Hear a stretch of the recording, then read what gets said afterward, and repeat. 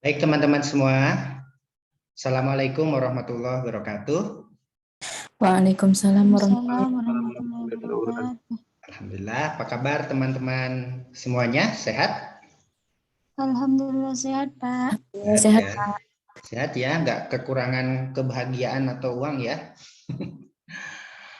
Baik, tentu dengan sehat itu kita bersyukur kehadirat Allah Subhanahu Wa Taala.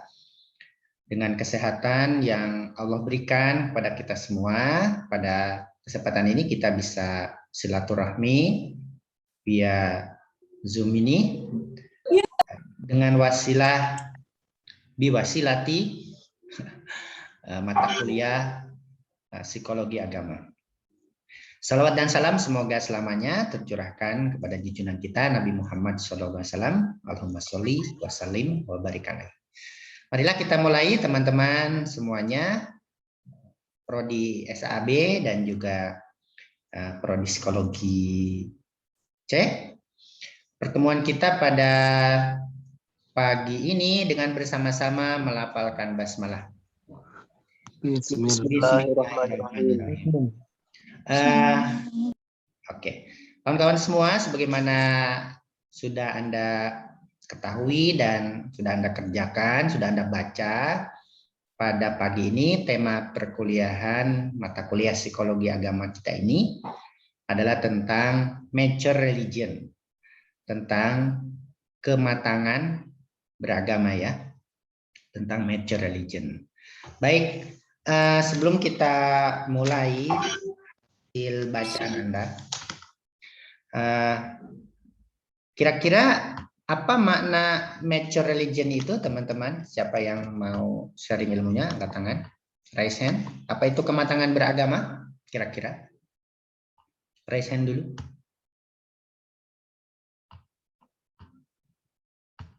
Halo? Dalam pikiran Anda saja kalau dengar kata kata kematangan beragama atau keberagaman matang, kira-kira apa? Raise hand dulu. Mau saya? Ada? Oke. Rizal. Silakan Zal. Kalau dari yang saya baca, kematangan beragama mungkin suatu kondisi di mana seseorang sudah bisa memahami, menghayati, dan mengaplikasikan nilai-nilai yang ada dalam agamanya, Pak. Memahami, menghayati, dan mengamalkan ya? Iya, Pak. Situasi seseorang ketika sudah memahami, menghayatinya, dan mengamalkan keberagamaannya dalam kehidupan sehari-hari. Bagus ya, Rizal. Thank you. Silakan yang lain, raise hand. Dari SAA sudah terwakili.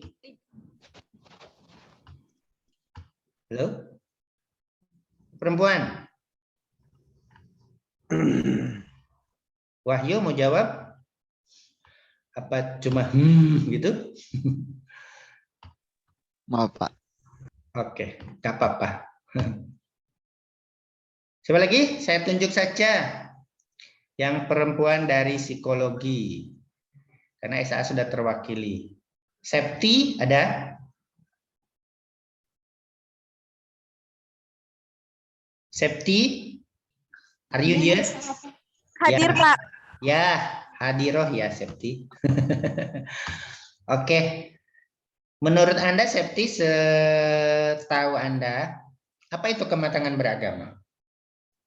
Keberagaman matang sama dengan kematangan beragama. Apa Septi? Oh, orang itu beragamanya matang sekali, matang. Kalau mangga matang kan enak dimakan toh teman-teman. Duren matang enak dimakan. Kalau keberagaman matang, Septi, kira-kira saja. Oh, jaringan mungkin ya. Oke, yang lain. Siapa? Wahyu Adi. Oke, mana Wahyu? Oke. Sip. Oke. Please, Wahyu. Ya. Apa ya Pak tadi? Apa? Matangan beragama ya Pak? Atau keberagaman matang. Kalau menurut saya keberagaman yang matang itu ketika seseorang sudah benar-benar menghayati agamanya gitu Pak. Sudah Sudah benar-benar ya. Sudah benar-benar menghayati agamanya keagamaannya. berada pada titik sempurna dalam agamanya. Oke. Ada pada titik sempurna ya. Iya Pak. Oke, kata Adi, teman-teman, keberagaman matang adalah ketika seseorang benar-benar menghayati keagamannya, ketika seseorang berada pada titik puncak keagamannya. Oke, bagus ya. Baik, baiklah teman-teman semua. Selanjutnya, saya sudah bagikan kepada Anda teks bacaan. Mohon Anda baca teks itu ya tentang mature religion. Dan Anda sudah baca ya. Selanjutnya, kalau ini pembelajaran sesungguhnya, Anda mohon baca lagi teks itu untuk kedua kalinya sambil mengisi lembar ini. Lembar penuntun. Ini dia. Oke. Ada berapa?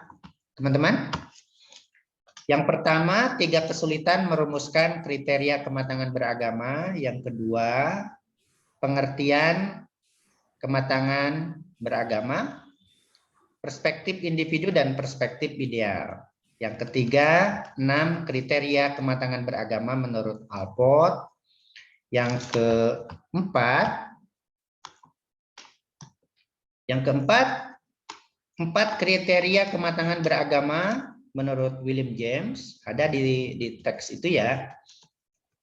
Kemudian 6 kriteria kematangan beragama menurut Women. Kemudian kriteria kematangan beragama menurut Erich Fromm. Nah, dari 4 psikolog agama ini, Clark juga menambahkan, kira-kira teman-teman nanti akan kita diskusikan, orang matang beragama menurut Alport itu sosoknya seperti apa toh? Sosok kiai kah? Sosok gus kah? Orang yang matang beragama menurut William James itu kayak mana toh? Apa santri kah? Mahasiswa kah? Juga orang matang beragama, sosok orang matang beragama menurut Women dengan kriteria-kriteria itu orang macam mana? Begitu juga menurut Erich Fromm ya, ini dia. Nah, nanti saya akan menambahkan ya teman-teman menurut Clark, dan ada 10 pertanyaan untuk menilai apakah keberagaman seseorang matang atau tidak. Oke, teman-teman kerjakan ini beberapa waktu. Sudah ya? Sudah dikerjakan. Baik. Sekarang untuk nomor pertama, 3 kesulitan merumuskan kriteria kematangan beragama. Silahkan, siapa yang mau sharing hasil kerjaannya? Raisen? Mungkin saya, Pak. Mungkin siapa? Samsul Rizal, Pak. Jangan Rizal dulu. Yang lain? Saya, Pak. Oke, Dongoran. Ada 3 Mohon maaf. Oke, Mohon maaf, Dongoran. Pak, tidak bisa on cam. Ya, Dongoran. Bisa share screen nggak Anda, Dongoran? Pakai laptop nggak? Sebentar, Pak, saya coba. Oke, sebentar. Harus dikohoskan dulu ya. Ya, Pak. Dongoran, oke. Make co-host. Ya, silakan Dongoran. Coba. Ya. Bentar. Yes. Yo. Lagi kuliah Dongorannya. Halo, Bapak. Bentar, Pak. Bentar, Pak. Ya.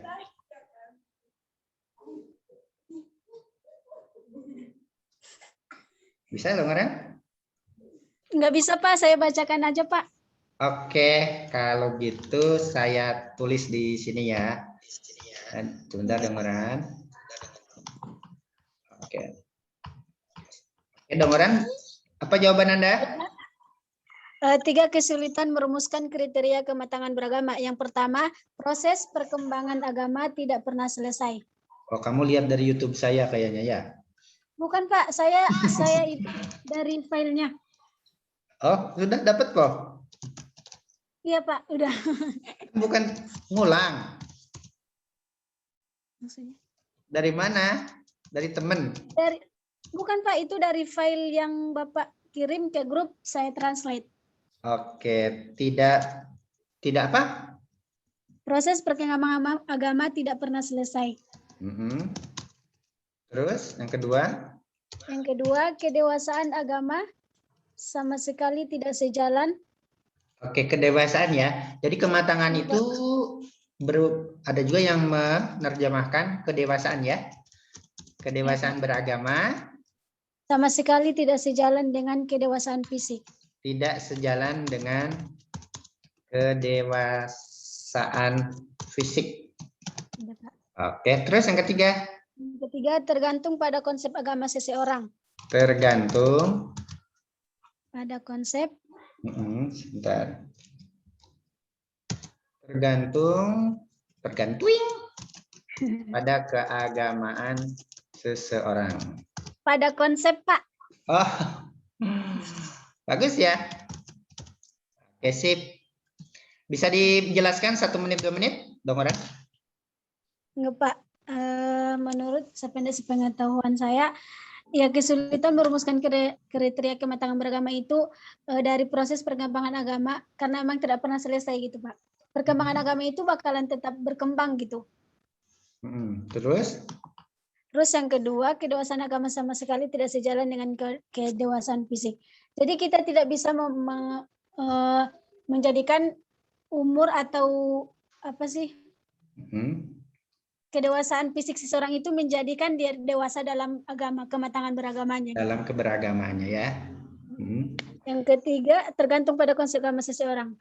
Maksudnya? Ya kalau ini menurut saya ya gimana konsep dia dalam beragama tersebut gitu Pak. Oke, bagus ya, Dongoran. Kamu itu nama awalnya apa, Dongoran? Lia ya? Iya Pak. Oke, Dongoran. Thank you very much. Good answer. Ya, yang lain silakan. Mungkin ada yang berbeda dengan Dongoran. Halo? Raise hand please. Ada? Ada yang menambahkan? Halo? Tadi yang mau menjawab siapa? Rizal apa? Rizal ya? Iya, Pak. Oke, silakan Rizal tambahkan. Mungkin di poin ketiga, Pak, yang tergantung pada konsep keagamaan seseorang sehingga dalam merumuskan kriteria kematangan beragama dalam buku yang Bapak kirim itu kemungkinan akan bersifat spekulatif dan arbitrasi, Pak. Arbitrer bukan arbitrasi ya. Kemudian sewenang-wenangnya, Pak. Arbiter ya. Itu artinya sewenang-wenangnya, Pak. Sewenang-wenang artinya tidak bisa. Gimana Rizal penjelasannya?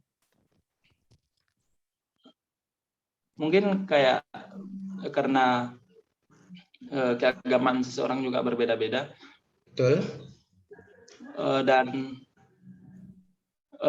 di poin pertama juga dikatakan bahwa perkembangan beragama seseorang tidak pernah benar-benar selesai, maka kemungkinan akan bersifat spekulatif dan sewenang-wenang. Mungkin itu saja. Spekulatif ya. Sudah nyenggol ya? Sudah nyenggol. Oke. Terima kasih Rizal. Oke. Yang lain dari Visu mana suaranya? Dari psikologi. Raise hand please. Raise your hand. Halo? Gak ada? Dari ESA lagi? Boleh? Siapa? Sagala, kayaknya kau mau jawab. Silakan kau. Saya nomor 2 aja, Pak. Kalau nomor 1 enggak? Nomor 1 sama semua sih Pak. Sama ya? Iya Pak. Oh, jangan-jangan sharing jawaban atau bagi jawaban ya? Dosennya Enggak, kan, Pak. Dari kan filenya kan sama semua Pak. ya kan dosennya juga nggak tahu toh. Segala. Oke, itulah pembelajaran kolaboratif, memang harus bekerja sama toh segala. Baik Pak. Ya, yang lain untuk nomor 1 silakan. Gak ada?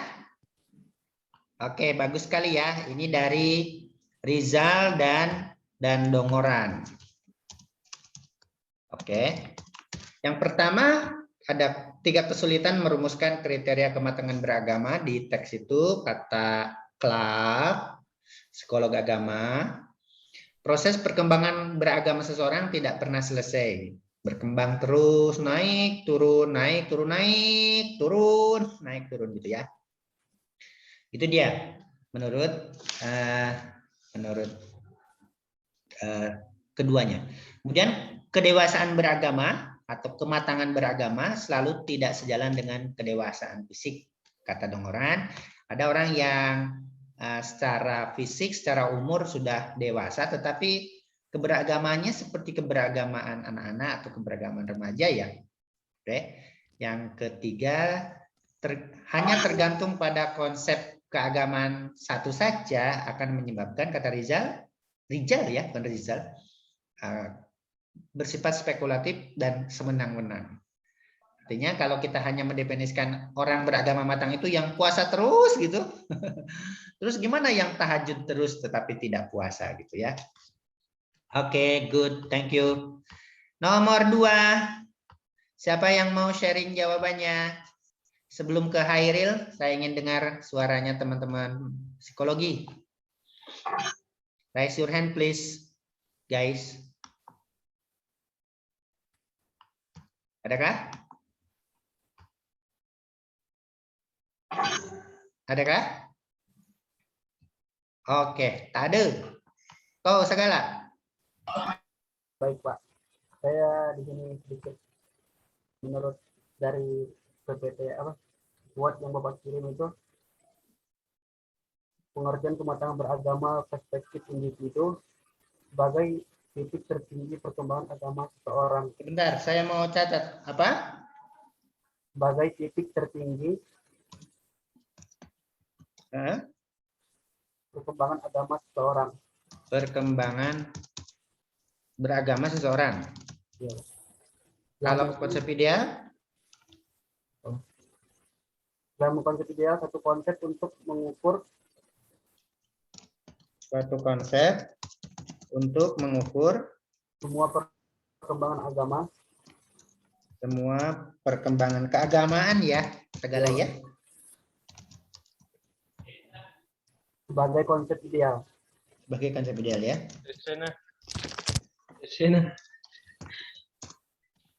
Oke. Penjelasannya gimana segala? Sebelum Siregar nanti ya. Ini Pak, maksudnya sebagai titik tertinggi perkembangan agama seorang yang mungkin tidak berarti dalam satu individu Pak. Dalam individu lain, kematangan beragama adalah kemampuan seseorang dalam berpegang teguh pada agama yang diyakininya. Dan itu yang perspektif individu apa perspektif ideal segala? Perspektif individu Pak. Terus? Diwujudkannya dalam kehidupan sehari-hari dengan penuh tanggung jawab disertai dengan pengetahuan keagamaan yang cukup mendalam. Oh, ada pengetahuan juga ya? Iya Pak. Oke. Kalau perspektif ideal gimana penjelasannya? Kalau perspektif ideal adalah satu konsep untuk mengukur semua perkembangan agama sebagai konsep ideal yang dengannya sebagai semacam tolak ukur. Semua perkembangan agama dapat diukur dan dibandingkan, Pak. Oke, bagus ya. Oke, makasih segala. Yang lain? Bagus ya segala. Mana Regar? Si Regar mana? Oke, terima kasih Dongoran, Anda sudah menongolkan. Mana tadi si Regar? Oke. Ya Regar.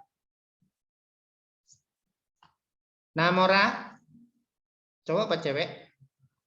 Kalau Mora itu cewek. Ayo Saya, Pak. Regar. Dengar suara saya, Pak? Oh, cowok. Dengar. Silakan.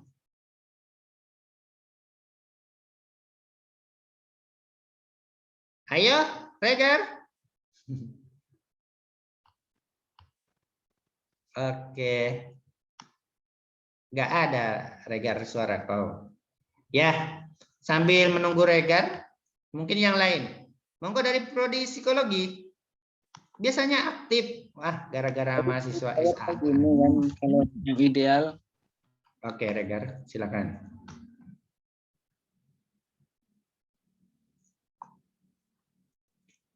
Sagala, apa kau dengar suaraku? Dengar, Pak. Kalau Regar, Dengar, Pak. suara Regar dengar sekarang? Nah, sekarang nggak lagi, Pak. Berarti yang bermasalah jaringanmu, Regar ya. Jaringan kau, Regar, yang kurang bagus. Yang lain?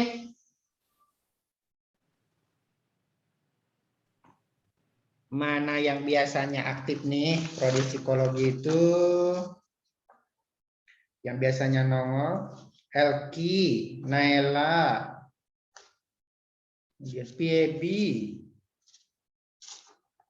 Ananda, Shanana, Adinda biasa nih nongol, Najma, Irsyad, Saiful,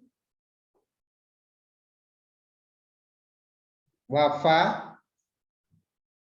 Mana teman-teman psikologi? Gara-gara kau ini Sagala nggak pada ini. Oke. Dari SA lagi bolehlah. Tadi sudah ya si Regar. Regar, coba kau suaranya lagi. Gar. Regar hilang. Kau di mana, Gar? Di atas pohon. Baiklah, itu ya. Sudah ada jawaban dari Devia, mau jawab Anda? Silakan Devia. Halo. Wah, ini. Oke. Baik. Tapi sudah mengerjakan semua ya sampai perkuliahan dimulai. Psikologi kelas C dari 37 sudah mengumpulkan 32. Atau kalau ada lagi. SAA dari 29 16. Oke, good. Nah, sekarang kalau tidak ada ke nomor 3. Siapa yang mau sharing jawabannya? 6 kriteria kematangan beragama menurut Alport. Anissa. Thank you, Anissa. Iya.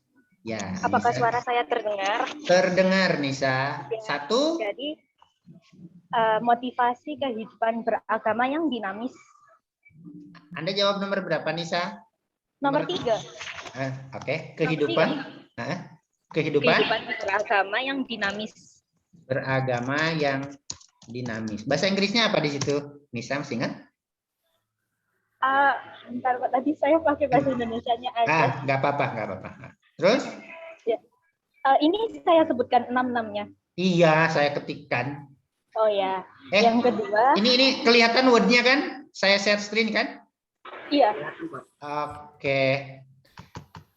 Yang saya kedua, jadi sekretaris pribadimu deh. Yang kedua, diferensiasi yang baik. Diferensiasi yang baik. Terus? Pandangan hidup yang komprehensif. Oke, comprehensiveness ya. Iya. Pandangan hidup yang komprehensif. Terus? Konsisten dan produktif dalam menjalankan ajaran agama. Konsisten dan produktif dalam menjalankan agama. Ya. Ya, terus? Pandangan hidup beragama yang bersifat integral. Oke, pandangan hidup beragama yang integral ya. Ya. Oke, terakhir? Bersikap heuristik. Heuristik ya. Oke, good. Heuristik itu apa? Terus belajar dalam mencari kebenaran agama yang hakiki. Oke, kalau dalam metode sejarah kan pencarian ya. Iya. Itu selalu belajar tidak puas pada titik tertentu ya. Dan pandangan hidup integral apa, Nisa? Jangan matikan dulu suaranya. Iya, bentar, Pak. Saya baca lagi ya. Ya, boleh.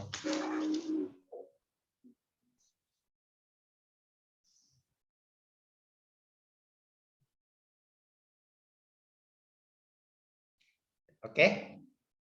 Nisa, gimana? Oke, makasih Nisa. Sudah mewakili kawan-kawan dari... Oh iya Pak, maaf Pak, saya masih buka sumbernya lagi, soalnya tadi cuma nulis poinnya aja. Oke, sip. Oke, sip. Nah, yang lain? Ada yang menambahkan? Pasti ada yang menambahkan. Silakan. Wahyu Adi mau menambahkan kah? Pak, maaf, ini saya udah ketemu yang integral. Saya tambahkan sekalian ya Pak. Artinya itu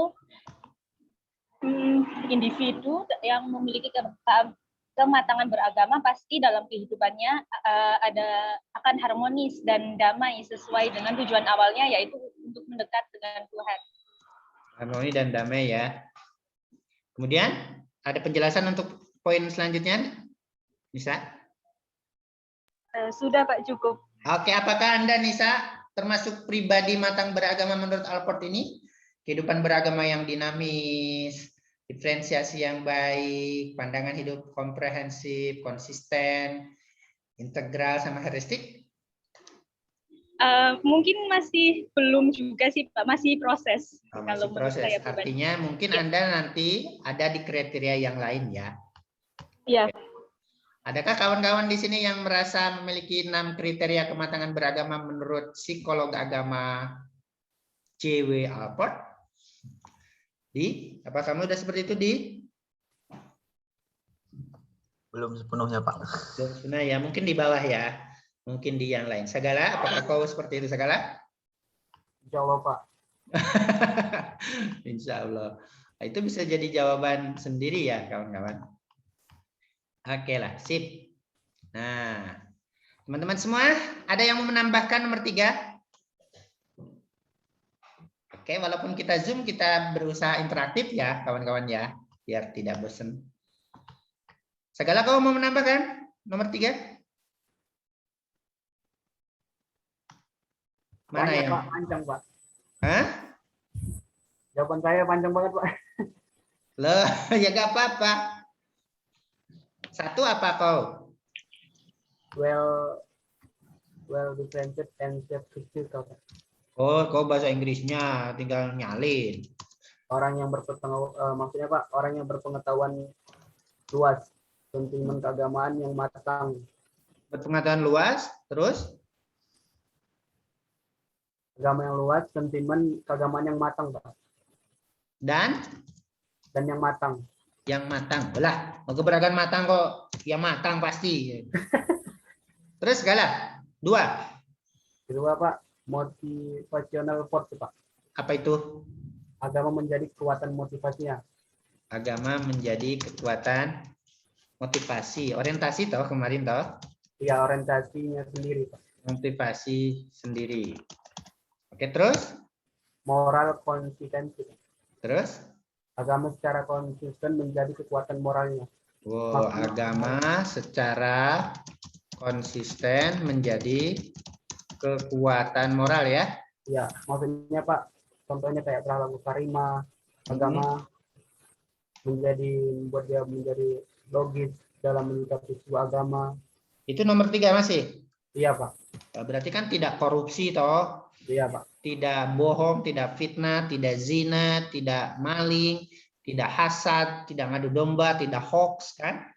Tetapi damai, jujur, bertanggung jawab, produktif. Ah, itu dia. 4. Komprehensiveness, Pak. Di opo. Terkait dengan konsisten kedewasaan agama, Pak. Nah, apa itu? Maksudnya sebagai filsafat agama hidup, Pak. Falsafah hidup, Pak. Falsafah hidup ya. Terus agama menjadi falsafah hidup ya. Iya, Pak. Terus Integral. apa? Bahwa orang beragama matang itu memandang hidup ini secara utuh, Pak. Secara integral. Memandang hidup secara utuh ya. Dengan kehidupan keagamaan, Pak. Oh, mengintegrasikan utuh dan mengintegrasikannya dengan keberagaman ya. Iya, Pak. Jadi tidak bisa lepas ya. Dia sebagai pebisnis, sebagai dosen, sebagai mahasiswa, agamanya integral dalam dirinya. Wah, mantap. Lagi? Terakhir? Heristik, Pak. Heristik. Bahwa kriteria kematangan agama sangat ditentukan oleh sikap heristik itu, Pak. Iya, apa dia? Terus belajar mencari kebenaran yang hakiki. Terus belajar mencari kebenaran yang hakiki. Kebenaran ya, hakiki. Tidak berhenti pada satu titik gitu ya? Iya, Pak. Tidak puas ya?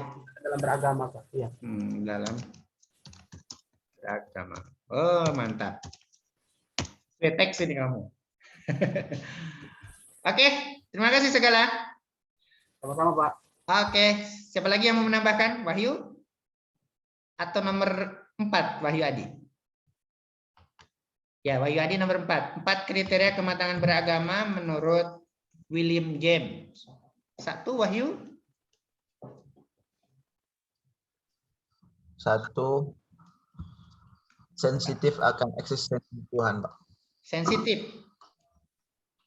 Ya, maksudnya sensitif akan eksistensi Tuhan gitu, Wahyu? Iya, Pak. Oke. Terus? Yang kedua itu kesinambungan dengan Tuhan dan pasrah diri. Berkesinambungan, nyambung dengan Tuhan gini? Gini? Iya, Pak. Nah, terus? Dan pasrah diri. Sebagai apa? Berkesinambungan dengan Tuhan dan pasrah diri. Kurang dengar saya yang terakhir. Dan pasrah diri.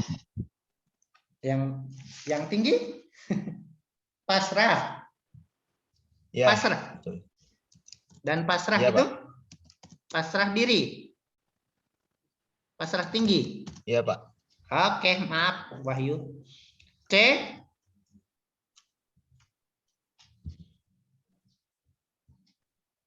Ketiga yuk.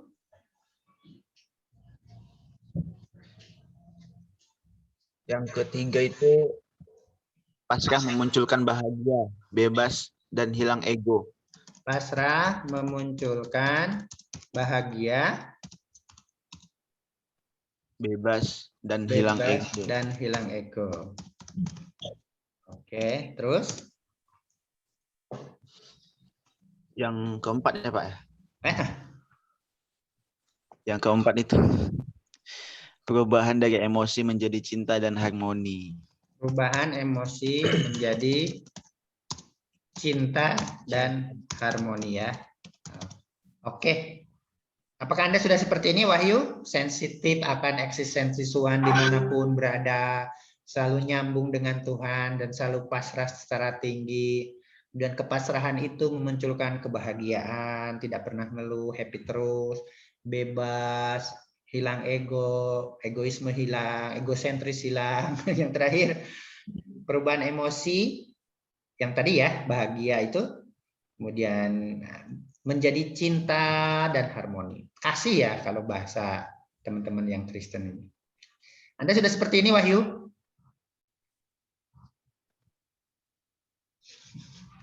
Oke. Oke, sip. Makasih ya, Wahyu ya.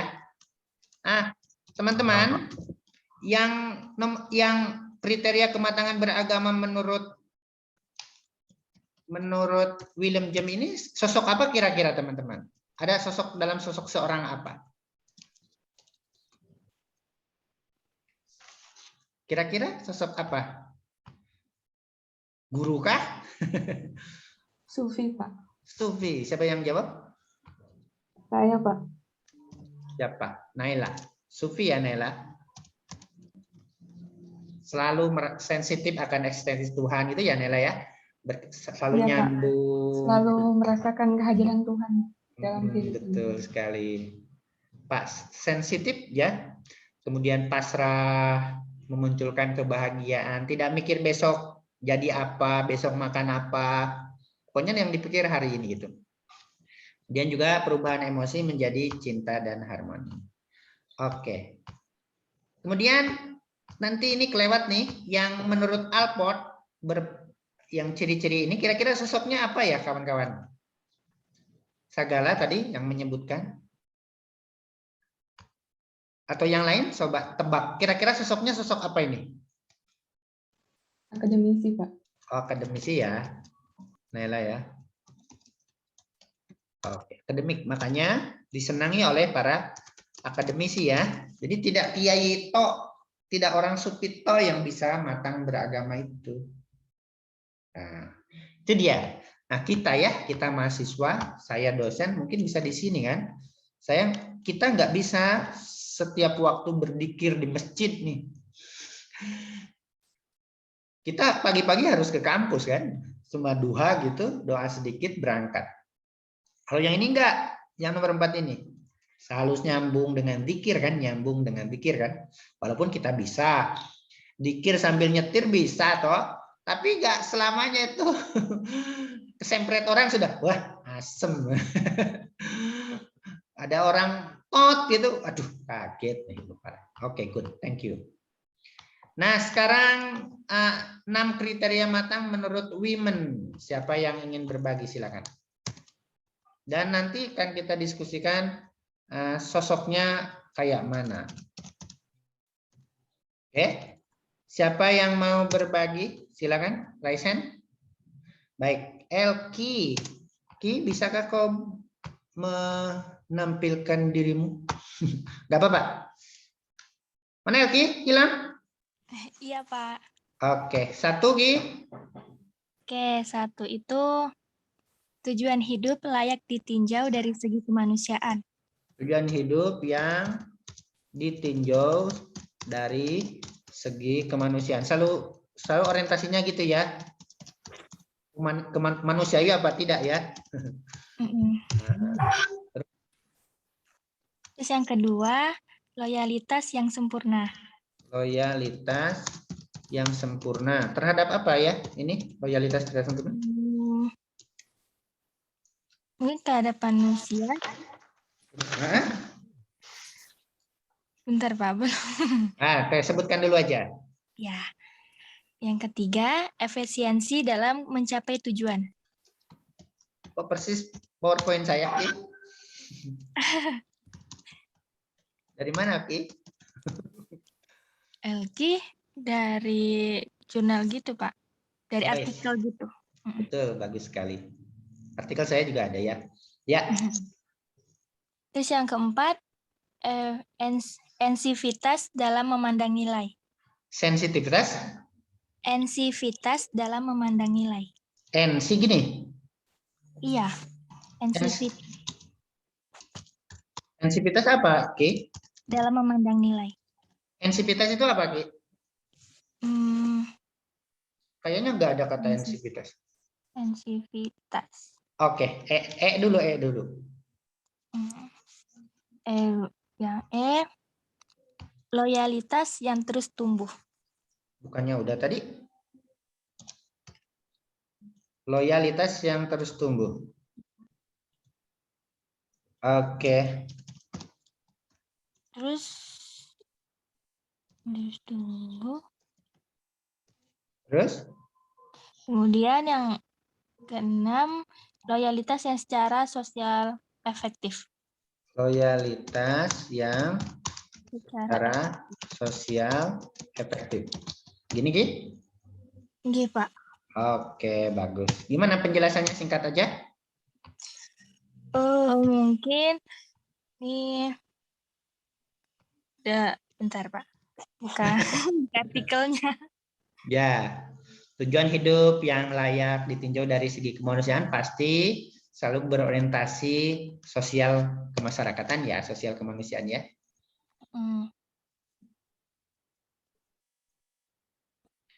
Oke, terima kasih pokoknya Elki. Ada penjelasan? Bentar Pak.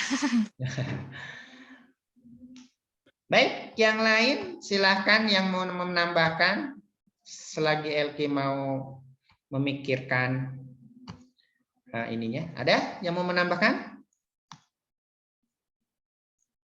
6 kriteria kematangan beragama menurut Women. Ada? Boleh yang sudah menjawab memberi jawaban lagi kalau yang lain tidak ada.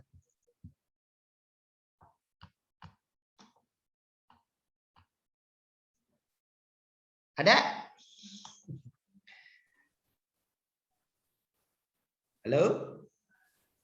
Oke, kalau tidak ada, kira-kira teman-teman yang saya banggakan,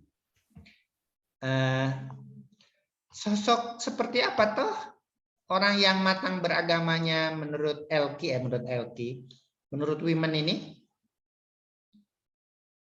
Tadi Alford seorang akademisi, kemudian Women Sufi ya. Nah kalau ini tujuan yang layak ditinjau dari segi kemanusiaan, loyalitas yang sempurna, efisiensi dalam mencapai tujuan, ensivitas, bukan ensivitas ya sebetulnya. Sensi kayaknya Pak. Sensitivitas. Ya. Sensitif. Oke, selalu berorientasi nilai semua. Dalam psikologi nilai itu baik ya teman-teman ya, makna dan nilai itu. Kemudian loyalitas yang terus tumbuh. Oke, loyalitas yang secara sosial efektif. Di teks itu memang begitu. Kira-kira sosok apa dia, kawan-kawan? Tadi akademisi, kemudian sufi. Kira-kira yang ini apa? Pedagang, Pak. Pedagang. Pedagang ya. Menurut Adi pedagang. Pedagang mah nyari untung di. Kalau pedagang itu untung, situasi apapun untung. Kalau guru melihat pulpen ini apa di? Kalau ini whiteboard, mengajar kan? Iya Pak. Nah, kalau pedagang? Dijual. Nah, berapa untung yang bisa saya peroleh dari sini kan? Ya. Sama toh, COVID sekarang, kalau dokter gimana sembuh kan? Kalau pedagang, apalagi punya kuasa, gimana bisa bermain di COVID ini untuk mencapai keuntungan sebesar-besarnya. Ya toh? Sehingga dia sedih kalau COVID selesai. Ya toh, pebisnis tes PCR itu ya, antigen itu nangis sekarang itu yuk teman-teman, karena PCR sudah dihilangkan misalnya. Nah, itu pedagang ya yuk. Jadi kurang tepat ya yuk, tapi terima kasih sudah mencoba. Kira sosok apa ini dia? Sosialis, Pak. Oke. Sosialis ya Naila. Oke. Sosialis ini ya. Wah, ini jadi ingat teman lama ini. Sosialis. Oke. Bagus ya Naila jawabannya. Oke, guys. Nomor 6. Siapa? Naila mungkin. Ya, Pak. Ya. Gimana orang matang beragama menurut seorang Erich Fromm? Anda tahu seorang Erich Fromm ya? Seperti apa? Jadi setelah melakukan perbandingan antara keagamaan yang otoriter, keagamaan otoriter dan keagamaan humanis. Keagamaan humanis, maka menurut dia orang beragama matang itu adalah seseorang yang yang humanis dengan Humanis ya. yang memiliki perkembangan keagamaan yang healthy-minded, yang berasal dari dalam dirinya sendiri. Healthy-minded, kemudian primary religious experience ya. Iya, Pak. Terus apa kau bilang barusan sebelumnya? Keagamaannya berasal dari dalam dirinya sendiri. Oke, internal ya, diri sendiri. Oke, berasal dari diri sendiri. Seorang beragama matang menurut dia adalah seorang yang apa Nela? Sosoknya? Sosok yang humanis. Humanis kan. Tuh. Sosok yang humanis ya Nela ya. Ya, Pak. Oke. Bagus. Baik ya. Nah, ini dia. Ada jawaban lain? Oke, baik. Teman-teman ada jawaban lain?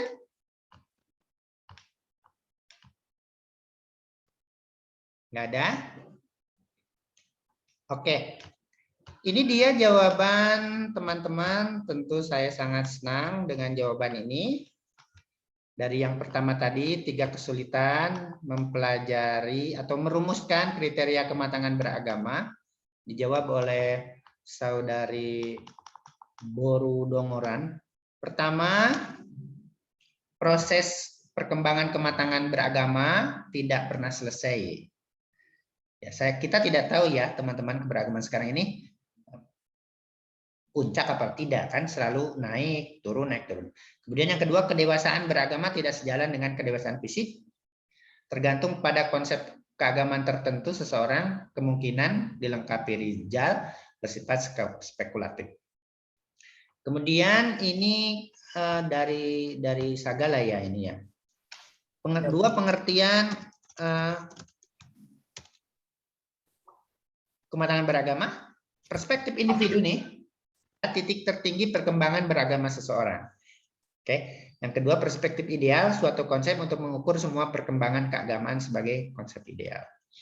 Kemudian 6 kriteria kematangan beragama menurut Alport ini ya, keberagaman yang dinamis, diferensiasi yang baik, pandangan hidup yang komprehensif, konsisten dan produktif dalam menjalankan agama, pandangan hidup yang integral, harmoni, damai, heuristik. Nah, orang matang beragama nggak mungkin jadi teroris kan, nggak mungkin troublemaker kan, nggak mungkin berbuat kekacauan.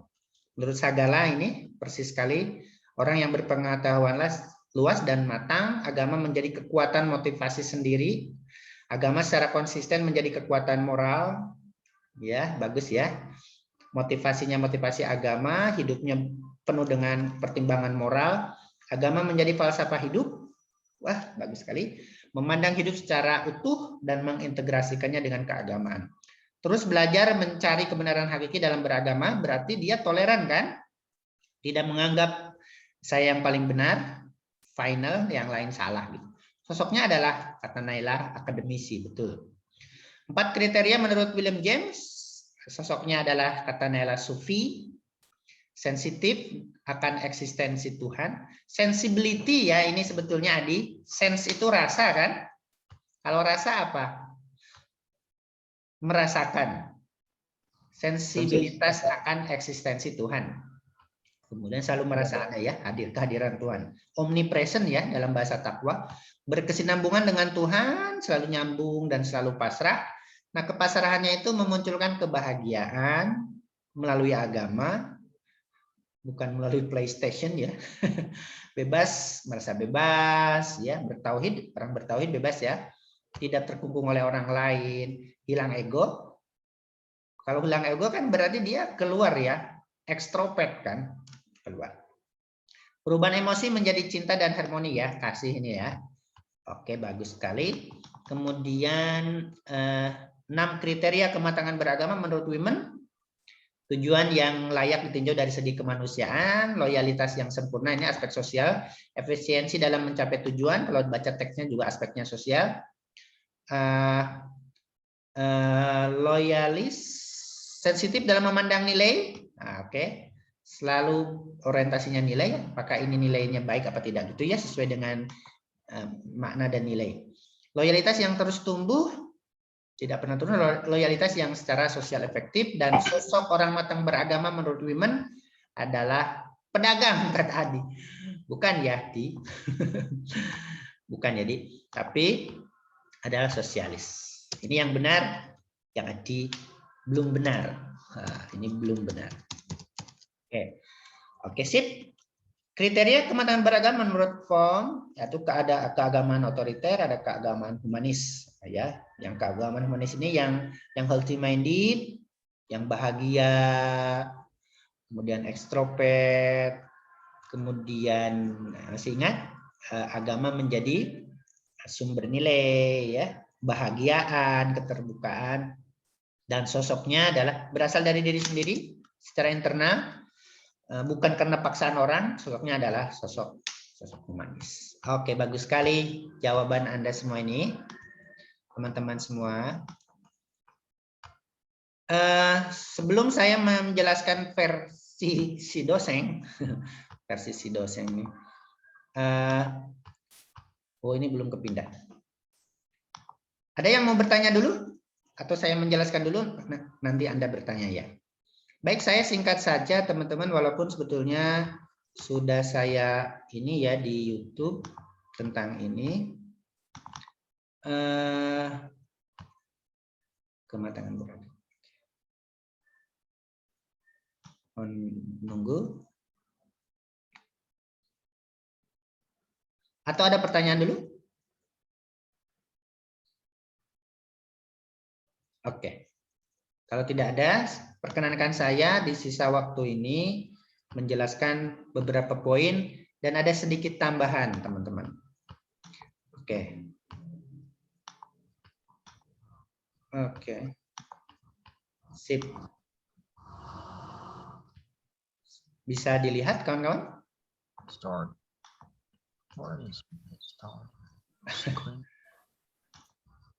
Oke, bisa ya. Makasih informasinya. Baik, ini tentang kematangan beragama atau mature religion ya, teman-teman. Dan tentu seperti yang selalu saya diskusikan di kelas psikologi agama ini, tentu kita kawan-kawan selain sebagai teori untuk menganalisis keberagamaan individu, nah, tema-tema dalam psikologi agama ini juga ya, teman-teman, bisa kita jadikan parameter ukuran apakah kita juga beragama matang atau belum. Oke. Kebalikan dari mature religion adalah immature religion, ada imnya, keberagaman matang, ketidakberagamaan matang. Oke. Nah, betul ya jawaban kawan-kawan semua, saya lihat bahwa memang proses ada 3 kesulitan ini membuat kriteria kematangan beragama, karena sewaktu kita membuat kriteria berarti menegasikan yang lain kan, teman-teman. Tetapi sebagai ilmu tentu kita tetap harus membuat kriteria itu menurut perspektif ilmu itu. Maka ketika kita menjelaskan ini dari perspektif psikologi, kebenarannya kebenaran psikologis, bukan kebenaran absolut. Oke. Bahwa pertama, proses perkembangan keagamaan seseorang tidak pernah selesai. Kita pernah ya teman-teman merasa, oh saya sudah bagus ini beragama. Tapi tiba-tiba pada suatu saat tertentu ketika Ramadan misalnya, kok ada merasa lompatan lagi. Ketika itikaf, ketika tidak lepas dari Quran. Terus gitu, tidak selesai. Atau bahkan setelah itu masuk Syawal, kok anjlok lagi gitu jadi ya. Yang selalu baca Quran tiap hari ketika selama Ramadan tuh, kok setelah Syawal kok hilang gitu. Kayak sudah habis baterai, tidak pernah selesai. Oke. Karena itu ada kesulitan. Maka ketika dirumuskan bahwa orang matang beragama itu yang selalu puasa terus misalnya, gimana dengan orang yang selalu tahajud terus, selalu baca Quran terus, tetapi puasa Senin Kemisnya tidak? Nah, itu kesulitan kan? Karena itu mengikuti satu konsep saja bersifat arbitrary, bersifat kesewenang-wenangan. Oke. Wahyu itu ahli puasa Daud, kemudian Sagala itu ahli tahajud, kemudian Dongoran itu ahli baca Quran terus tiap hari, Sanana itu ahli apa? yang menekuni itu, Naila yang lain. Nah, maka hanya mengikuti konsep Adi yang puasa, Wahyu Adi yang kalau saya katakan yang orang yang matang beragama itu yang puasa Daud. Yang persis kayak Adi loh. Terus piye? Seperti dong orang yang tidak pernah lepas dari Quran, yang suruh murajaah, yang sanana sal qiyamul lail. Nah, maka tidak tadi katanya spekulatif, bukan spekulatif ya, arbiter, kesewenang-wenang. Maka perlu dibuat kriteria kematangan beragama dari perspektif tertentu. Seperti ilmuwan tadi ya. Nah, kesulitan yang kedua, kematangan beragama tidak selalu sejalan dengan kematangan fisik. Kawan-kawan coba perhatikan di sekitar kita ya. Ada orang yang sudah dewasa misalnya, tapi coba lihat. Tapi kok keberagamanya kayak anak-anak misalnya. Lagi Jumatan, sholat jamaah itu kakinya tendang-tendangan sama sampingnya. Ada ya. Padahal secara kedewasaan fisik, kematangan fisik dia sudah matang. Secara usia dia sudah matang, tapi keberagamannya masih keberagaman anak-anak main. Ada loh teman-teman, kelas SD, 3 SMP di masjid saya itu sholatnya masih cubit-cubitan sampingnya, cubit-cubitan depannya. Gitu ya. Tapi ada anak-anak yang masih kelas 2 SD, mungkin kelas 6 SD, dia menunjukkan kematangan beragama dalam berperilaku, dalam sholat, itu ya, nemu uang itu dikembalikan, dikemesjidkan, gitu ya. Nah, jadi tidak selalu sejalan antara kita tentu sebagai mahasiswa yang sudah matang secara fisik tidak boleh keberagamanya seperti keberagaman anak-anak, keberagaman remaja. Kita harus sudah keberagaman yang dewasa, yang matang ini. Oke.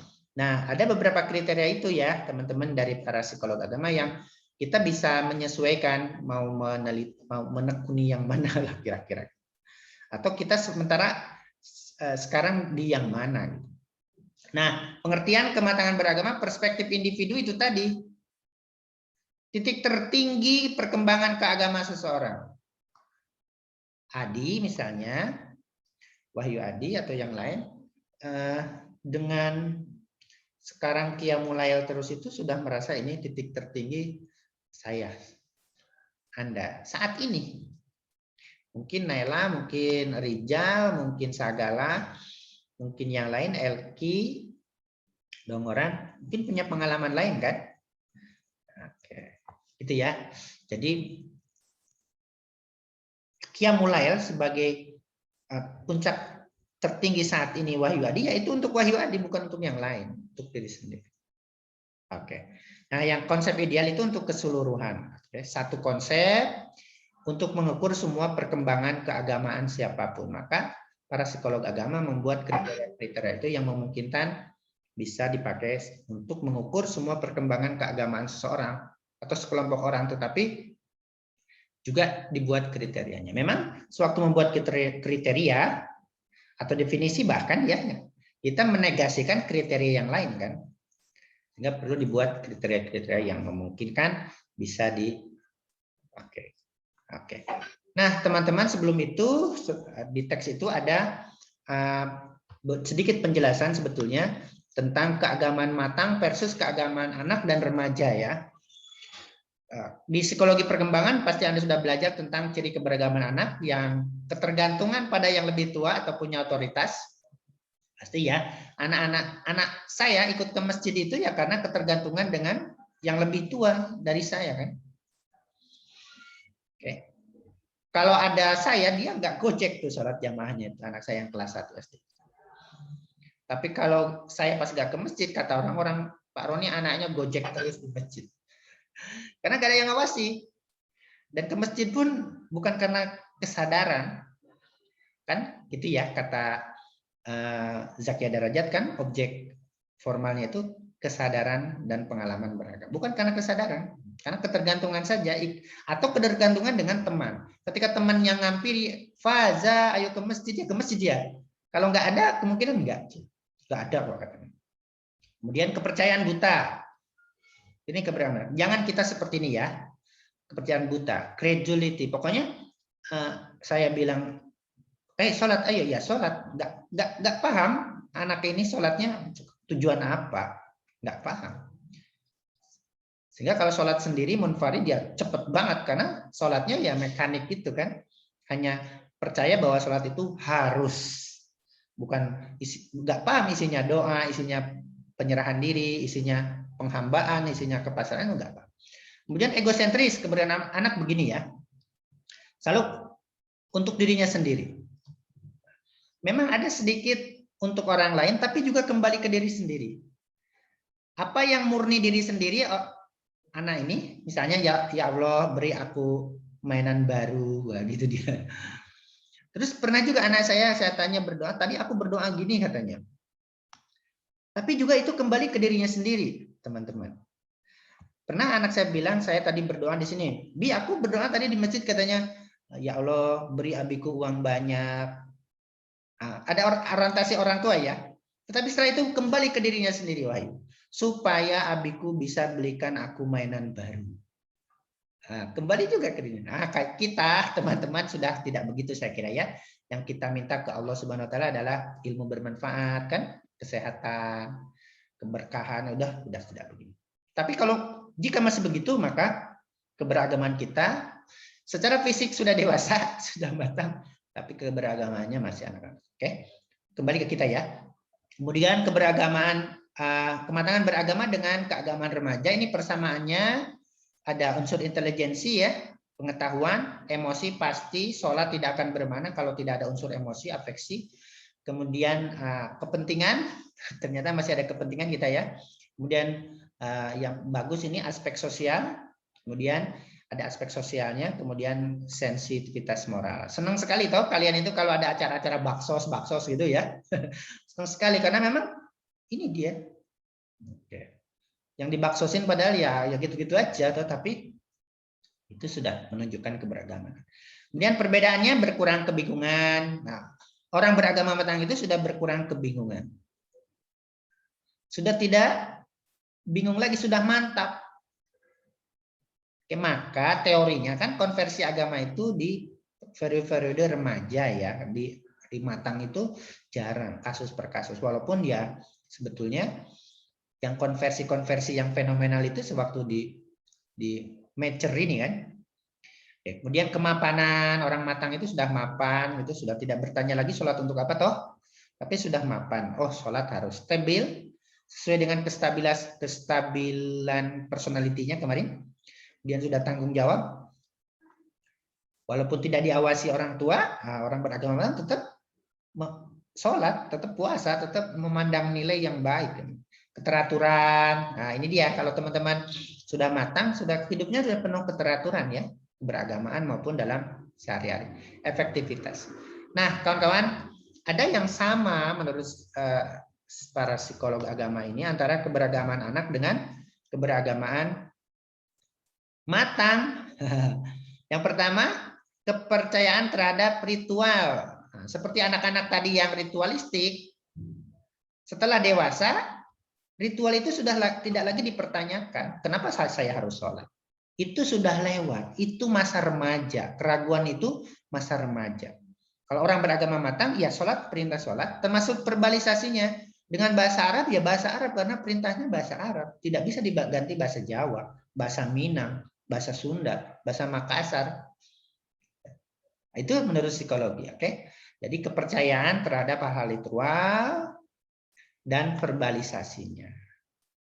Oke, yang sudah tidak protes lagi. Kenapa sih yang dibaca itu kok kalau orang yang baca Allahumma ba'in baini, kenapa harus baca itu? Kemudian kalau yang baca apa satu lagi Wahyu? Dengeran? Allahu Akbar kabiro ya. Allahu Akbar kabir. Walhamdulillahi kafir. Itu sudah nggak dipertanyakan lagi.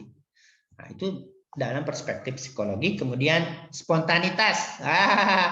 Anak kalau lihat sesuatu yang takjub gimana Wahyu Adi dan teman-teman? Yang melihat keindahan alam, sore, matahari, mau terbenam itu ya indah sekali, atau pas terbit. Gimana Wahyu? Selalu spontan ya, ekspresif kan?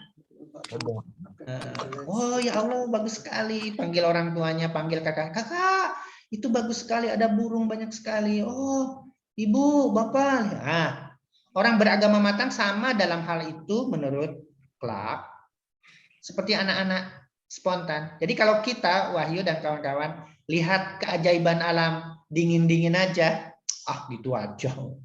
Itu tidak matang berakal. Tetapi kalau kejadian alam, bahkan maaf musibah, mengingatkannya kepada Tuhan, oh my God gitu ya. Ya Allah, subhanallah, astagfirullah, masya Allah, bagus sekali. Ya Allah, kasihan sekali ya, gitu kan. Itu ciri orang beragama matang. Seperti anak-anak itu, penuh takjub, lihat masjid megah, masya Allah, bagus sekali. Gitu.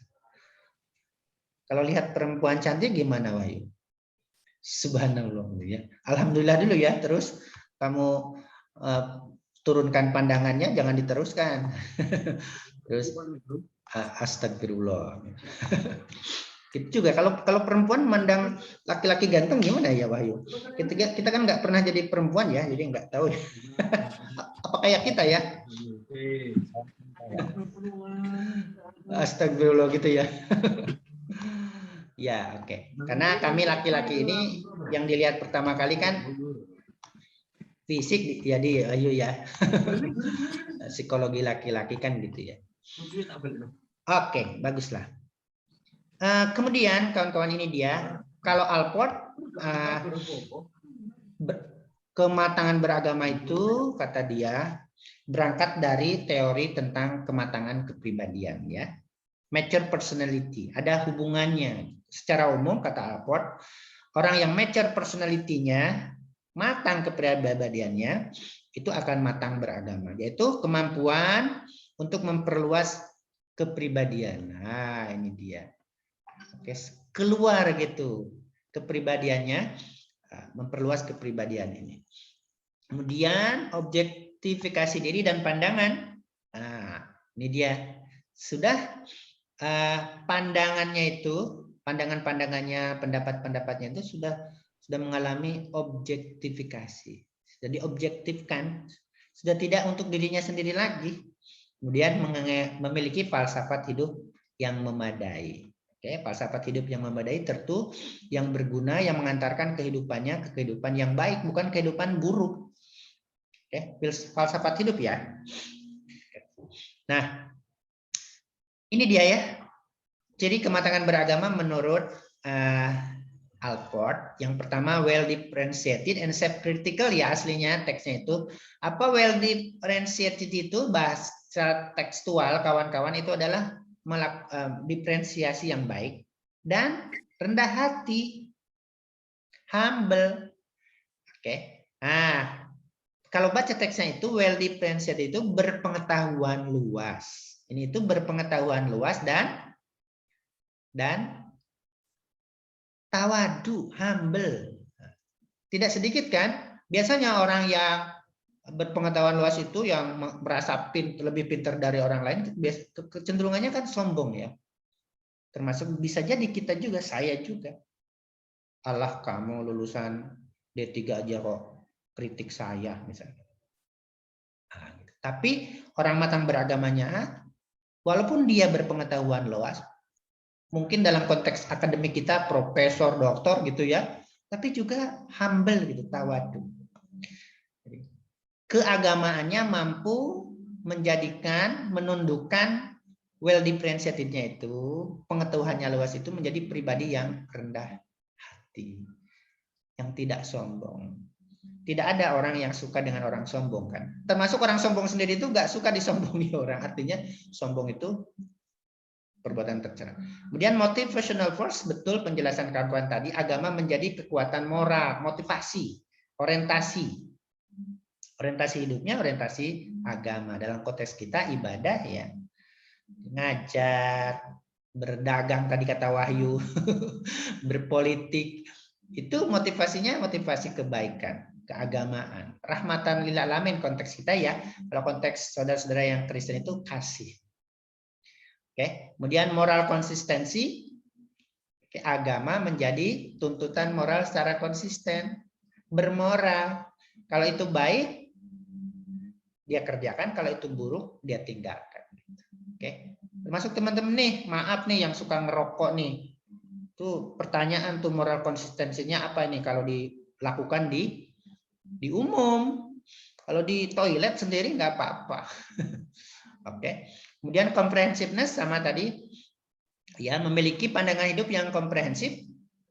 Hidup ini dipandang secara utuh, teman-teman, baik buruknya, derita bahagianya, positif negatifnya, secara komprehensif, bahwa hidup ini utuh, tidak ada hidup yang selamanya negatif, selamanya positif. Dan orang yang matang beragama fokus ke hal-hal yang positif, hidup yang positif. Karena sejujurnya kehidupan kita, kalau kita jumlah-jumlah ya, walaupun secara teologis kita wa in ta'udu nikmatallahi la tuhsuha ya, pasti hidup kita ini teman-teman banyak sisi positifnya, banyak kebahagiaannya. Orang matang beragamanya mampu melihat hidup yang positif ini, yang membahagiakan ini, kesuksesan yang penuh sukses, daripada hanya fokus melihat kegagalan, derita, sakit hati, galau. Nah, kemudian integral, tadi betul kawan-kawan jelaskan, yaitu kehidupannya yang terintegrasi dengan hampir mirip dengan comprehensiveness, dengan keagamaan. Seperti kata Wahyu, berdagang, berpolitik, berdosen, bermahasiswa, berguru, ya, itu terintegrasi dengan nilai-nilai keagamaan, kejujuran, toleransi, kehambelan, ya, cinta, kasih, dan lain-lain. Itu orang, nah, pengetahuannya tadi itu, ini dia. Kemudian heuristik pasti ya, orang yang selalu dalam masa pencarian, selalu untuk orientasi mencari kebenaran dan tidak menganggap dirinya paling benar. Orang begitu pasti tidak menganggap dirinya yang paling benar dan yang lain salah. Pasti kita mungkin ada unsur kebenarannya, tapi juga ada unsur salahnya karena pencarian. Begitupun orang lain. Nah, karena itu betul ini ada sosok akademisi. Oke, inilah sosok akademisi. Makanya orang-orang akademisi senang nih dengan kriteria kematangan beragamanya. Karena itu teman-teman kalau mau meneliti keberagaman seseorang yang cenderung akademik, ini dia teorinya. Oke, kemudian ya ini sensibilitas ya Wahyu, kriteria kematangan beragama menurut sense merasakan kan, menurut William James. Nah, selalu merasa eksistensi Tuhan dimanapun dia berada. Sewaktu sholat, sewaktu tidak sholat, sewaktu dalam kehidupan sehari-hari, lalu merasakan eksistensi Tuhan. Ini pribadi takwa kalau dalam konsep takwa ya, yang omnipresent, yang meyakini Tuhan hadir dimanapun, ya, muhit. Kemudian selain merasa, ini selalu nyambung nih online, selalu online dengan Tuhan dan pasrah kepadanya. Wah, luar biasa ya. Nyambung, merasa, nyambung, kemudian setelah nyambung, pasrah, ketiga, setelah pasrah, munculkan bahagia, bebas, dan hilang ego. Tidak egosentris gitu. Kemudian selalu merasa bahagia dan bebas. Nah, dari rasa itu, emosi itu, afeksi itu menjadikan seorang yang penuh cinta dan harmoni. Sufi, kategori ini, betul, kata Naila dan juga kawan-kawan yang lain, itu biasanya hilang dari rasa-rasa benci ini ya. Kata Sufi, kebencian adalah sampah. Kalau kita dalam psikologi juga memelihara kebencian berarti membawa sampah kemana-mana. Semakin lama sampah itu dibawa semakin bau, maka tidak membahagiakan kita, tidak menyehatkan kita. Ini kategori matang beragamanya menurut women. Nah, apakah kita seperti itu teman-teman? Tentu kalau berusaha bisa ya merasakan atau memixnya dengan yang akademisi tadi ya. Tidak mesti yang akademisi tidak sensibilitas. Anda bisa merasakan seperti itu. Oke. Untuk selalu merasa ada banyak cara ya, ada dikir sambil jalan teman-teman ya, untuk selalu nyambung mungkin bisa pakai earphone baca Quran ya, MP3 itu, kemudian ya kita tahu dengan cara kita masing-masing. Oke, ini adalah seorang sosok menurut women, seorang matang beragamanya betul tadi adalah seorang yang sosialis ya, yang selalu mengorientasikan keagamanya untuk hal-hal kebaikan sosial, takwaan sosial. Tujuan yang layak ditinjau dari segi kemanusiaan, ini ahli baksos nih. Ya, dan loyalitas yang terus sempurna secara sosial, selalu ingin berkontribusi secara sosial, efisien dalam mencapai tujuan, kemudian sensitif dalam memandang nilai secara sosial. Pokoknya apa-apa dilihat dari nilai. Ini baik apa buruk, positif apa tidak. Oke. Kemudian loyalitas yang terus tumbuh secara sosial, kemudian loyalitas yang secara sosial efektif. Dari ini teks itu mengatakan bahwa Women berpendapat bahwa orang baru dikatakan matang beragama ketika peduli secara sosial. Kalau hanya memikirkan dirinya sendiri, dikir hanya kesalehan diri sendiri, menurut Women itu belum matang beragamanya, hanya untuk dirinya sendiri, tidak sosialis. Orang yang asosial, itu dia ya, kriteria-kriteria itu. Nah, sedangkan Women, dia sebagai seorang psikolog agama melihat bahwa orang yang beragama matang itu orang yang beragama ini, humanis ini. Bukan yang orang beragama terpaksa, otoriter, bukan yang beragama karena aspek eksternal, aspek luar gitu. Atau dorongan-dorongan natif dari individu itu, karena kebutuhan aja gitu. Kalau butuh ya beragama. Kalau pas butuh, kalau enggak ya. Nah, orang beragama matang itu yang ini, yang humanis, bukan yang ini. Oke, yaitu keagamaan yang bersumber dari kekuatan kreatif individunya sendiri secara internal, bukan karena paksaan dari luar. Nah, itu dia ya, bukan karena paksaan dari luar. Walaupun tentu kita juga terpengaruh oleh hal-hal luar ya, karena itu perlu kita melihat lingkungan yang baik untuk belajar kita. Nah, itu menurut Women. Nah, kawan-kawan, Clark juga menambahkan di bukunya itu versi dia dari teori tentang kematangan kepribadian tentang orang matang beragama, yaitu kapasitas untuk tumbuh yang menurut Alport disebut dengan heuristik, terus pencarian, atau comprehensiveness yang menurut Women adalah progress loyalis tadi ya, loyalitas yang terus tumbuh. Kapasitas untuk tumbuh, kepribadian yang untuk tumbuh, keberagaman yang terus tumbuh gitu, walaupun sedikit-sedikit tumbuh terus. Nah, itu yang menurut Clark matang, yang terus tumbuh, berkembang baik-baik. Kemudian kerendahan hati, ini self critical. Menurut Alport, ya orang matang beragama itu yang rendah hati.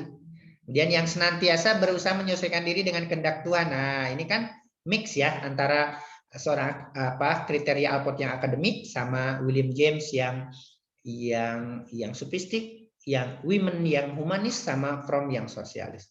Senantiasa berusaha menyesuaikan diri dengan hukum Tuhan, kehendak Tuhan. Konsisten moral, berakhlakul karimah, sensibilitas akan kehadiran Tuhan. Nah, selalu begitu. Kemudian agama menjadi concern, ya kan? Motivational force. Nah, itu dia. Mohon di-mute. Agama sebagai kekuatan yang memberi makna kehidupan.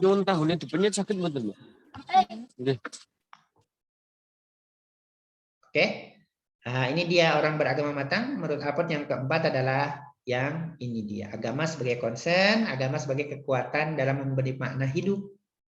Jadi hidup ini bermakna kalau kita lihat agama ya. Hidup ini sebagai anugerah ya. Apalagi teori biologi yang macam-macam itu ya. Kita itu adalah spesial kan, Wahyu Adi dan kawan-kawan ya.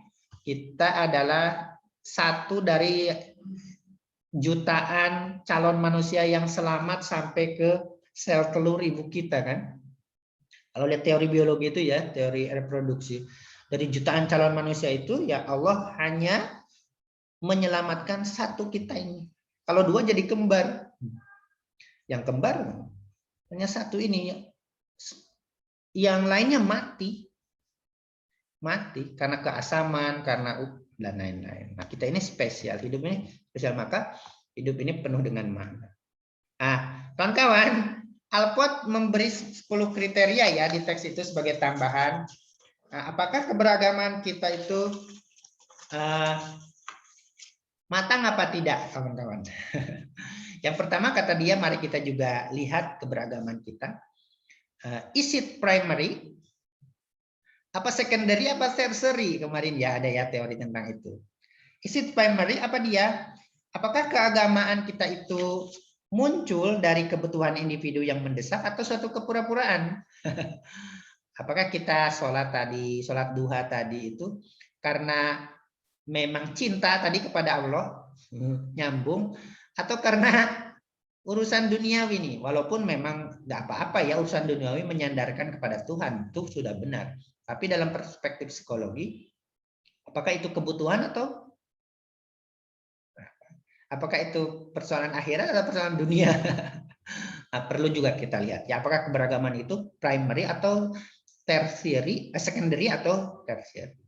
Kalau keberagaman kita dari dalam yang tulus, yang cinta kepada Tuhan itu primary. Yang kedua, is it fresh? Nah, fresh.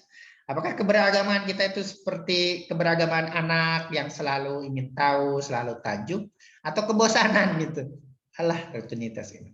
Kalau selalu ingin tahu, ingin meningkatkan ketakjuban, nah itu ciri beragama matang. Kemudian, is it self-critical? Apakah keberagaman kita menunjukkan kehambelan? Oke, misalnya Bayu Adi ini ahli sholat puasa Daud. Apakah puasa Daudnya menjadikan seorang self-critical? Atau sombong misalnya? Diposting terus di medsos. Oh, aku puasa Daud yang ke 24.000 kali ini. Ada gak yang seperti aku? Kalau ada tak kasih uang 10 juta. Nah, itu puasa Daud sekian tahun tapi menjadikannya sombong. Is it free from magic, teman-teman? Apakah keberagaman kita itu karena ketundukan Tuhan atau alat kita untuk mencari keuntungan dunia? Nah, is it free from magic? Apakah agama dijadikan magic, dijadikan alat untuk memperkaya diri, untuk meningkatkan status sosial, untuk mendapatkan kekuatan politik? Nah, itu dia ya. Is it free from magic? Yang kelima, is it meaningfully dynamic?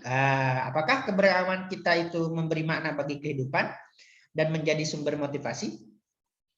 Atau yang healthy minded berarti ya, apakah keberagaman kita itu healthy minded apa sick soul? Apa kita beragama malah menderita, ngeluh, berat? Nah, kalau keberagaman kita healthy minded, memberi makna bagi kehidupan dan menjadi sumber motivasi, keberagaman kita matang. Kemudian yang keenam, is it integrating? Apakah kehidupan kita terintegrasi dengan agama? Apakah keberagaman kita mengintegrasikan semua aspek kehidupan kita? Ya, hidup bahagia deritanya, positif negatifnya, kita lihat bersama.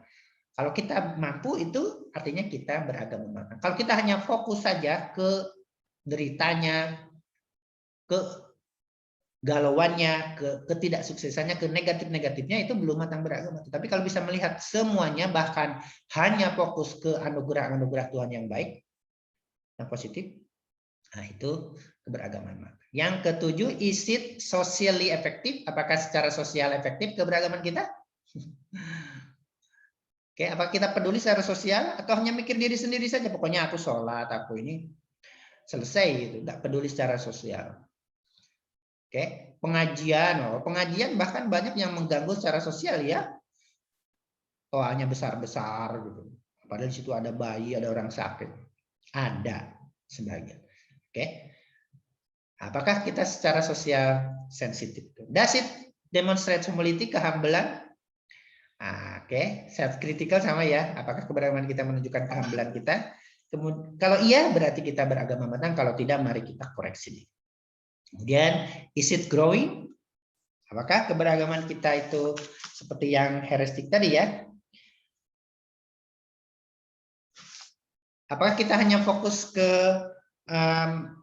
pencarian kebenaran yang lebih dalam? Oke, maupun manfaat kepada orang lain. Growing. Jadi dua aspek ini. Secara personal, tidak individual, ini selalu mencari kebenaran lebih dalam, tidak puas, tapi juga secara sosial memberikan manfaat kepada orang lain. Kemudian yang keempat, is it kreatif? Kreatif, apakah kita beragama secara kreatif, secara ijtihad kita, atau hanya Mengulang-ulang aja, hanya mekanik saja, tidak meningkatkannya. Hanya ikut-ikutan saja. Nah, ini Alport yang secara psikologis, menurut pendekatan psikologi, memberi 10 pertanyaan untuk menilai apakah keberagaman kita itu matang atau tidak. Oke, kawan-kawan semua, itu dia dari saya. Mungkin teman-teman ada pertanyaan terkait dengan kematangan beragama ini atau pengalaman atau tambahan dari sumber yang lain. Silakan kawan-kawan. Pertanyaan boleh. Ada? Halo? Oke, ada tidak? Ya, Pak. Oke, silakan, Wahyu. Kalau keimanan yang naik turun yang dalam Islam itu bisa tidak Pak disamakan dengan kematangan beragama ini, Pak? Bisa. Ya, al-iman yazid wa yanqus atau yazdad wa yanqus ya. Dalam hadis itu iman kita itu maka jadidu imanakum. Naik turun, maka perbaharuilah iman kita. Nah, semangat jadidu imanakum itu teman-teman adalah semangat heristik. Itu semangat heristik. Semangat self critical, selalu tidak heristik itu pencarian, kemudian memperbaharui itu semangat heristik tadi ya, semangat heristik tentu itu menunjukkan keberagamaan yang matang. Kesadaran bahwa diri kita itu imannya berkurang itu keberagaman matang itu Mas Adi. Tapi kalau kesadaran bahwa iman saya selalu sempurna, selalu lebih baik dari yang lain itu sebaliknya. Tapi kesadaran refleksi kan itu berarti orang itu merasakan sensibilitas, kesinambungan, pasrah ego atau cinta dan harmoni kalau dari William James. Kesadaran bahwa iman kita menurun itu orang sombong apa bukan, Adi? Bukan, Pak. Bukan. Berarti orang yang selalu merasakan, kalau dari women bisa jadi sensibilitas akan eksistensi Tuhan toh, atau perubahan emosi menjadi cinta dan harmoni, atau nyambung jadi pasrah, atau dari pasrah menjadi harmoni tadi. Tapi kalau dari kriteria Alport, orang yang merasa imannya turun, dia merasa kan? Belum tentu menurut Tuhan kan? Ya toh? Menurut orang lain belum tentu, tapi dia merasa imannya turun. Artinya kalau dilihat dari kriteria Alport, dia orang yang well differentiated and self-critical. Kalau tidak self-critical, nggak mungkin dia merasa imannya turun. Pasti, saya imannya naik terus. Saya lebih baik dari kamu. Pasti orang itu well differentiated and self-critical. Pasti orang itu pengetahuannya luas, tapi rendah diri, bisa melihat kekurangannya. Pasti orang itu motivational force. Pasti orang itu yang menjadikan agamanya sebagai kekuatan motivasi. Orientasi hidupnya. Pasti orang itu yang moral konsisten. Pasti orang itu yang agamanya dijadikan moral secara konsisten ya. Kalau kita lihat dari kategorinya Alport ya. Pasti orang itu orang komprehensif loh. Dia menyadari, iman saya kadang naik nih, iman saya kadang turun. Berarti dia bisa mengintegrasikan kehidupannya dengan keadaan. Bukan saya yang paling keren terus, bukan. Dan pasti orang itu orang yang selalu heristik, mencari kebenaran. Nah, kalau dirimu Wahyu dalam keadaan seperti itu merasa, dan teman-teman semua, iman saya kok, menurut saya kok turun ya. Kesadaran iman turun itu kesadaran self-critical loh. Kesadaran bahwa saya kecil gitu ya, hanya Allah yang besar. Berpengetahuan luas, nggak mungkin loh kalau nggak berpengetahuan luas itu merasa nggak self-critical. Kalau nggak self-critical itu nggak mungkin merasa gitu. Itu ya Bayu, kesadaran, apalagi sudah melakukan jadidu imanakum. Ada ya, jadi semangat kita kan, itu perbaharui iman kita, perbaharui terus, jangan merasa heristik kan itu. Ya, itu ya Wahyu. Pertanyaan kedua apa Wahyu? Jadi kalau kematangan beragama itu yang kayak Bapak bilang tadi, jadi apakah orang yang agamanya matang itu tidak pernah merasa cukup terhadap dirinya gitu Pak? Selalu merasa kurang. Selalu heristik kan? Selalu heristik toh. Dan pasti itu akademisi. Pasti itu orang pembelajar lah bahasa lain ya. Muta'alim, pembelajar ya. Tidak harus muta'alim itu mahasiswa atau dosen kan. Masyarakat umum juga bisa muta'alim toh, baca terus. Pasti itu. Orang yang selalu, dan orang pembelajar pasti tidak eksklusif, pasti tidak ekstrim. Pasti itu. Oh, misalnya pasti jawabannya yang saya tahu hanya ini, maaf. Kalau disuruh untuk menilai itu, maaf saya untuk menilai enggak. Saya sedikit yang saya tahu. Itu dia. Pembelajar, makanya perlu kita menjadi pembelajar itu ya. Selalu pembelajar heristik. Minal mahdi ilal lahdi. Oke. Pertanyaan ketiga Wahyu? Sudah cukup mungkin Pak. Oh, cukup. Kasih. Yang lain? Dari Prodi SAA ada bertanya? Raise hand. Oke. Ada tidak? Sambil menunggu atau nanti saja. Ada lagi? Nggak ada?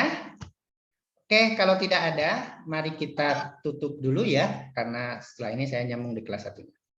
Terima kasih atas partisipasinya. Insya Allah pekan depan kita akan belajar bersama lagi di psikologi agama ini. Sekali lagi, teori psikologi agama memang secara teoritik, secara akademik akan kita gunakan untuk menganalisis fenomena keberagaman di masyarakat, tetapi secara pragmatis juga kita gunakan untuk melihat keberagamaan kita masing-masing, termasuk diri saya sendiri. Teman-teman, mohon maaf kalau banyak kekurangan. Marilah kita tutup perkuliahan kita dengan bersama-sama melafalkan hamdalah. Alhamdulillahirrabbilalamin. Assalamualaikum warahmatullahi wabarakatuh. Waalaikumsalam warahmatullahi wabarakatuh.